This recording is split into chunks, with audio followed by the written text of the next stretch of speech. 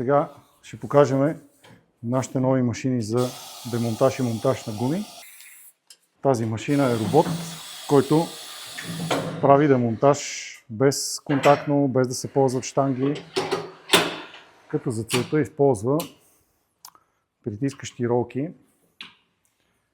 По този начин намаляме деформацията на гумата, на ямачка. Много е важно да се слага с маска.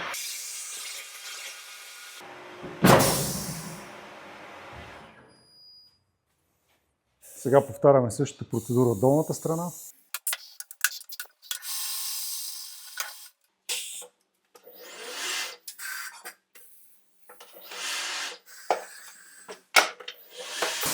И гумата вече е демонтирана. Монтажа на новата гума става по същия ред. Задължително се слага с маска. В случая ползваме така, която е черна на цвят, за да не остава следи по гумата.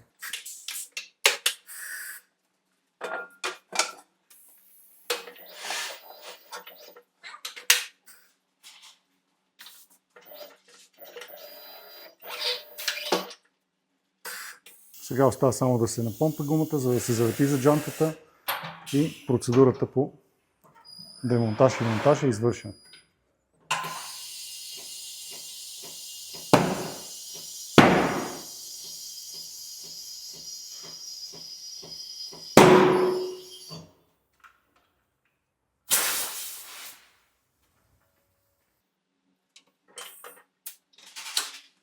Следващата стъпка е баланс.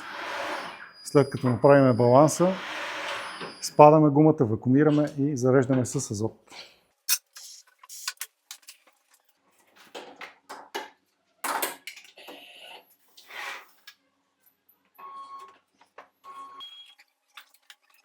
Сега се виждат дисбалансите и тежестите, които трябва да бъдат добавени.